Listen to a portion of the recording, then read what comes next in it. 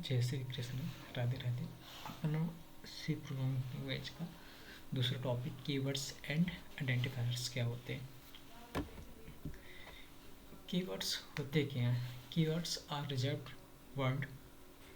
Words in C that have a predefined meaning. You cannot use keywords as names for variable function or identifiers. जो keywords रहते हैं reserve रहते हैं और pre define रहते हैं, पहले से ही वो डिफाइन रहते हैं. You can not use keywords are name for variable function और आइडेंटिफायर्स. वेरिएबल्स फंक्शन हो गया आपको, तो ये कीवर्ड्स नहीं कहलाते हैं. वेरिएबल्स और फंक्शंस ये कीवर्ड्स नहीं कहलाते हैं. तो आइडेंटिफायर्स यूजर द्वारा बदला नहीं जा सकता, चेंज नहीं किया जा सकता. जो पहले से निर्धारित होते हैं, पहले से ये प्री डिफाइन, पहले से ये डिक्लेयर रहते हैं. इन्हें अंग्रेजी अक्षर में छोटे लेटर में ही लिखा जा सकता है. कुछ सी के जो कंपाइलर्स होते हैं कीवर्ड्स को ही सपोर्ट करते हैं. सी भाषा में कम से कम 32 जो वर्ड्स की बात करते हैं लोअर केस में होते हैं. तो इसके कुछ कीवर्ड्स देखते हैं. आर्ट हो गया, ब्रेक हो गया, केस हो गया, केयर हो गया, const, continue, default, do, double, else, external, float, for, go to, if. Example for बात करें, एग्जाम्पल की बात करें तो INT ए मतलब करेक्ट है. INT क्या है? कीवर्ड से मतलब रिजर्व है, फिक्स है, इसको चेंज बदला नहीं जा सकता. INT इनकरेक्ट है, मतलब दोनों कीवर्ड्स नहीं है, इसलिए गलत है. आइडेंटिफायर्स होते क्या है? तो identifier are name give by the program to variable function array its. जो आइडेंटिफायर्स की बात करें तो give by the program, variables हो गए, फंक्शन हो सकता है, एरे भी हो सकता है, इट्स आदि हो सकते हैं, कांस्टेंट भी हो सकते हैं, एरे भी हो सकता है.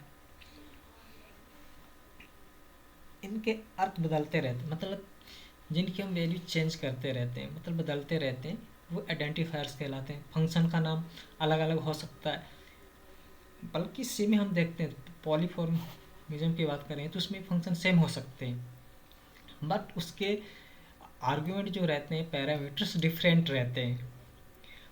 जबकि सी में फंक्शन सेम नहीं हो सकते, फंक्शन के अलग अलग नाम हो सकते हैं, उनकी वैल्यू अलग हो सकती है. तो उनके कुछ रूल्स होते हैं. आइडेंटिफायर्स की बात करें तो इसको इन केस सेंसिटिव लैंग्वेज भी कह सकते हैं, मतलब कि ए से लेकर जेड तक या ए से लेकर स्मॉल तक, ए स्मॉल से जेड तक लिख सकते हैं. डिजिट 09 एंड अंडरस्कोर साथ भी लिख सकते हैं. ठीक है, मतलब हम पहले कैरेक्टर के पहले हम 091 कैरेक्टर नहीं लिख सकते, ये गलत. जो डेटा टाइप डिक्लेयर करेंगे वो गलत होता है. Must not start with A digit, मतलब जो अपना जो वेरिएबल्स रहता है उसको डिजिट के साथ स्टार्ट नहीं कर सकते हैं. फंक्शन हो गए, इसको हम डिजिट के साथ स्टार्ट नहीं. C is case insensitive total and total are different. Sum total marks student 1 underscore value, जिसको हम डिक्लेयर कर सकते हैं.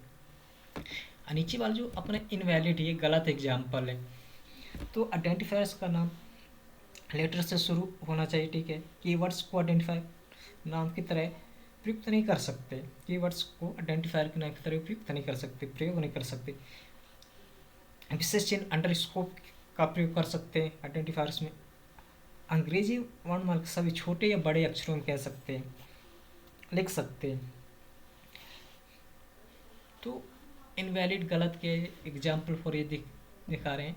प्लस एग्जाम्पल की बात करें INT और INT हो गया, ठीक है। मेन फंक्शन, ये एंट्री पॉइंट, स्टार्टिंग पॉइंट कहलाता है अपना, जो फर्स्ट एप्लीकेशन है तो स्टार्टिंग पॉइंट कहलाता है अपना।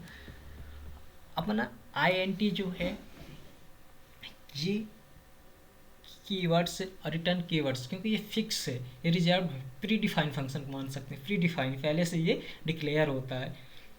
एज और मैन की बात करें, ये आइडेंटिफायर्स है या फिर कुछ भी हो सकता है। Thank you, this is watching. अगर समझ में आए तो प्लीज़ लाइक एंड शेयर कीजिएगा, सब्सक्राइब कीजिएगा। Thank you.